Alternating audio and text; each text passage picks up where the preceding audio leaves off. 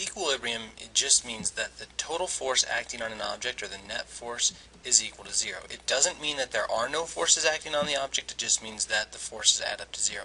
So imagine if you're standing on a scale. Okay, there's actually two forces acting on a person standing on a scale.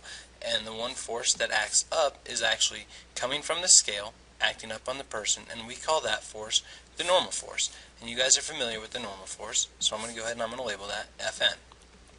Now the other force that acts down on the person is the force due to gravity, and there's two names for that, right? We can call it weight, we can call it gravity. Fg, force due to gravity. And this is an equilibrium because you're not accelerating. So we say the net force is equal to Fn, the normal force, plus Fg, and that equals zero, and so the normal force is exactly opposite of gravity. Those two forces are equal and opposite. That's equilibrium because the net force is zero. Okay, what I want to look at is how that changes if we're in two dimensions, and it doesn't. The net force, if we're in equilibrium, the net force still has to equal zero.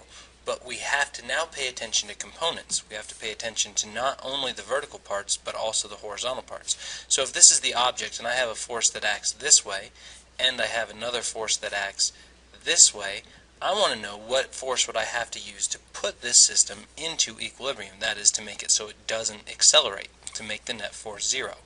Okay?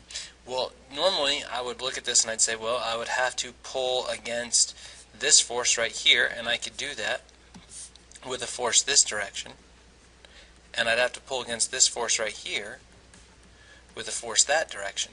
But I could do it with one force if I could pull in this direction. So that's what I want to do. I want to find that force. Now, equilibrium means the force is zero, the net force is zero, so that means I need the net force in x to be zero and the net force in y to be zero. So that's the secret to this problem. I want the net force in x to be zero, I want the net force in y to also be zero. So I'm going to go through and I'm going to find the parts of my forces and then add them up and see what I need in order to pull against them. So let me actually go to new page and then redraw my picture. I'm going to have a force acting this way and a force acting this way. And let's say that this is 10 newtons and this is 20 newtons, and let's say the angle between them is 60 degrees. Alright, so then I want to find a force that will put this whole system in equilibrium. That force is called an equilibriant. So I'm going to say, okay, I want the net force in all directions to be zero, and that means the net force in x equals zero, the net force in y also equals zero. So let's find our forces in x. I'm going to add up these forces in order to do that. So this vector, let's call this vector 1, okay? Well, its force in x is 10 newtons because it's all in the x direction, right? That's how this system's set up. I have x to the right, I have y positive, and okay, so those are my directions. So 10 newtons to the right and 0 newtons there. So this F1 has the components x and the components y, and that 10 newtons is the x and there is no y. F2 is a little bit different because this second vector over here actually has components. It's got a part that pulls up and it has a part that pulls right. Okay? So this would be F2 in the x direction, and this would be F2 in the y direction, and I actually have to find what those are. Now, it depends on how you set up your triangle and what angle you're going to use, but we're just going to find the components of those vectors. So F2y, if I know this angle, right, the whole angle would be 90, so this angle is 30 degrees. So I'm going to say F2y is equal to F2, which is 20 newtons, times, well, this is the adjacent side to that angle, so I'm going to use the cosine of 30. Now, if I had drawn my triangle the other way, so I'm going to draw this real quick this way, if I'd have gone x here and y here, then F2x is down here and F2y is up here. Either way, it doesn't matter. But then instead of using 20 cosine of 30, I would have used 20 sine 60. Okay? Those two values are the same. And similarly, if I want the x part of this, if I use the green one, if I use this one, then that would be 20 sine 30. Or had I used the blue value of it, it would have been 20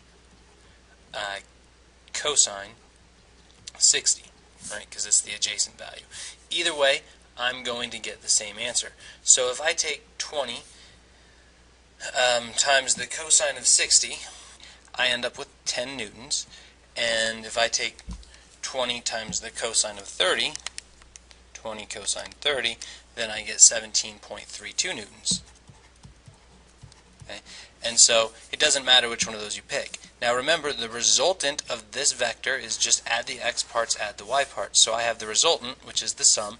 So I have 10 newtons plus 10 newtons is 20 newtons.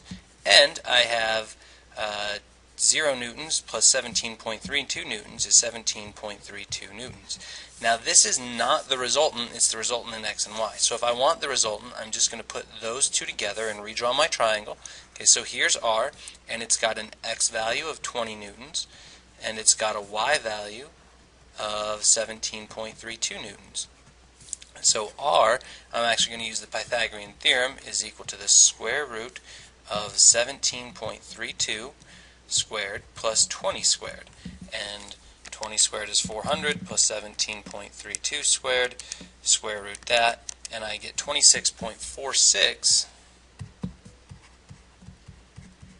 newtons. But this is actually not a vector yet because I took that square rooted it, I've eliminated all the directions. So this is the magnitude of R. If I want its direction, I would need to find this angle down here, and so if I want that, I'm going to take the opposite of tangent, or arctangent, of 17.32 opposite over 20 adjacent. So on my calculator, that's the second tangent of 17.32 divided by 20, and that gets me 40.9 degrees. Now remember, I wanted to know how I was going to put this system in equilibrium. What I just found is that I can replace these two forces. Let me move these out of the way for a minute. I can replace these two forces with a single force that acts in this direction and has a magnitude of 26.46. Okay, that's my resultant force right there. Now, if I want to put this system in equilibrium, then I need a force that acts opposite of that force, and that would be this force here. It needs to have exactly the same magnitude, but the opposite direction. So I would say the equilibriant is equal to negative R. Okay, so R, let me rewrite this, R is 26.46 at 40.9 degrees.